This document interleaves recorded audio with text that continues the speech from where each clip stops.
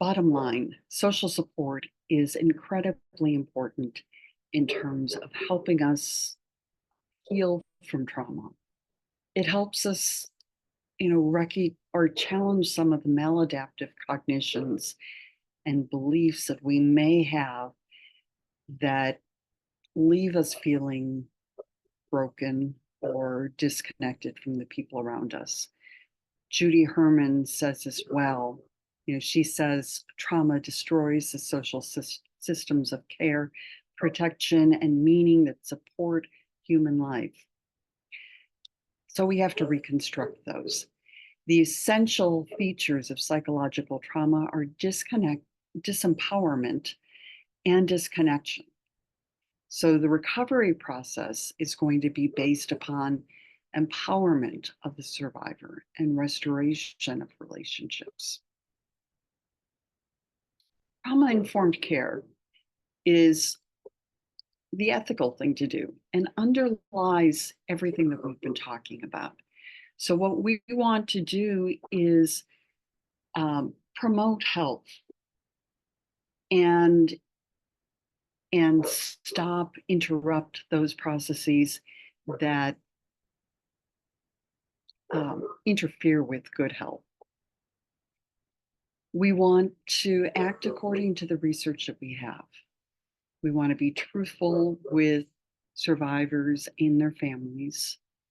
And we want to make sure that our treatment aligns with our understanding and our knowledge of what's going on. We want to be fair.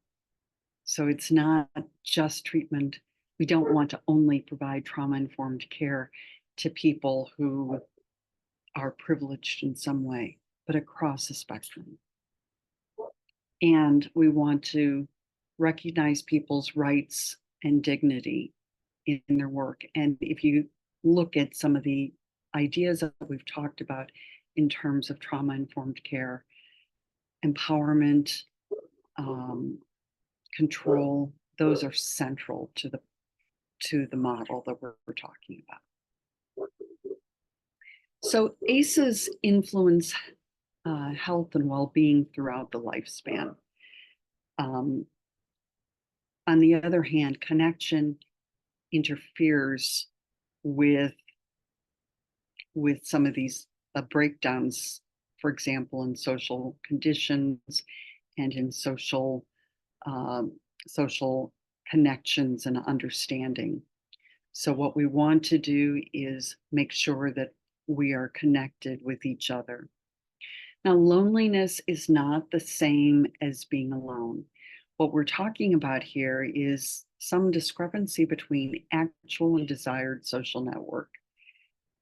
So those of us who are introverts may prefer a lot of alone time, while those of us who are extroverts may be really sensitive to even brief periods of alone time. So we want to make sure that there's a good match there.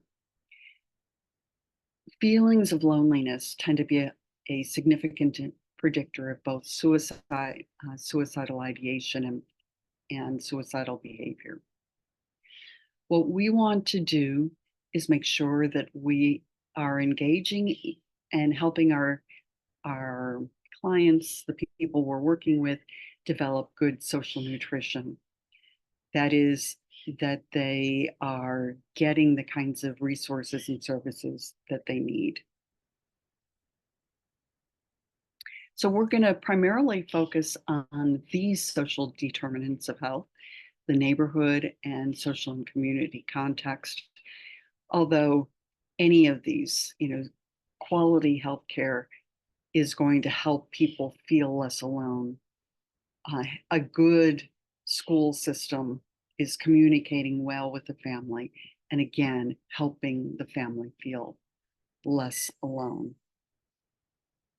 In terms of social support, we're thinking about emotional support, so expressions of empathy, love, trust, and caring, instrumental support, so offering aid and service, maybe driving someone to service, to appointments, taking care of their children.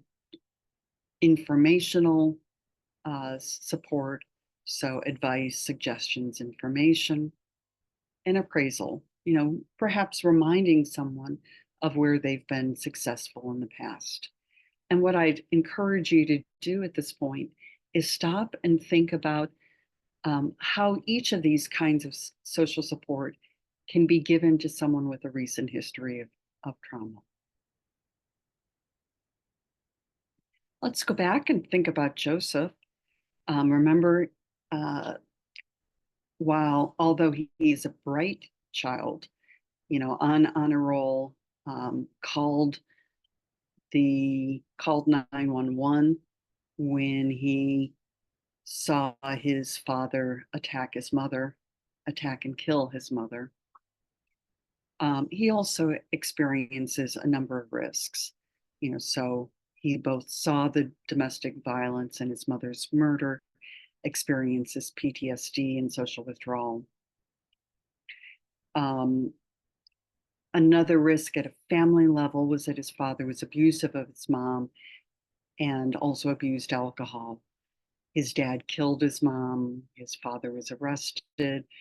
The family lived in a pretty crowded situation. And his maternal grandmother also had a domestic violence history. On the other hand, he had a lot of love and support from his mother, maternal grandmother, and his aunts. His mom went to college. Joseph loves his baby sister, and he has pretty good support from maternal relatives. In terms of risks within the within the community, obviously his community is poor, his school underfunded, he was bullied at school, and there was poor communication between his school and social services. But his neighborhood was helpful. There was a good children's advocacy center. His church has been supportive, and people got him the kinds of services, including therapy, that he needed. Finally, at a societal level, his school was not trauma informed. There were problems with racism and discrimination. Response to domestic violence was poor. But there was also his community and society was protective of children. There were emergency services available and some systemic understanding of trauma. Notice that while there are significant weaknesses here, there are also significant strengths, and we can maximize on those wherever possible. So part of what we're trying to do as we're supporting Kyle is making sure that Kyle is receiving the support that he needs from all the caregivers that are involved. His mother is dead at this point, but he can still maintain a positive relationship with her in terms of his connection with her. His grandfather is a supportive feature or person in his life. And both Kyle and his grandfather share music.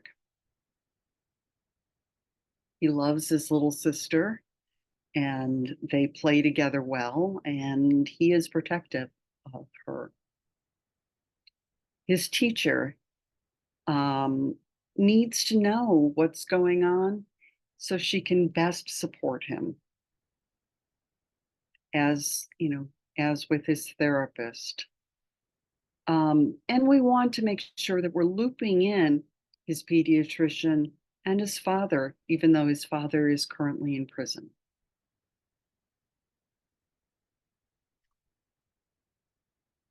And so with that, I'm going to say goodbye, and I'll see you in the next video. Take care.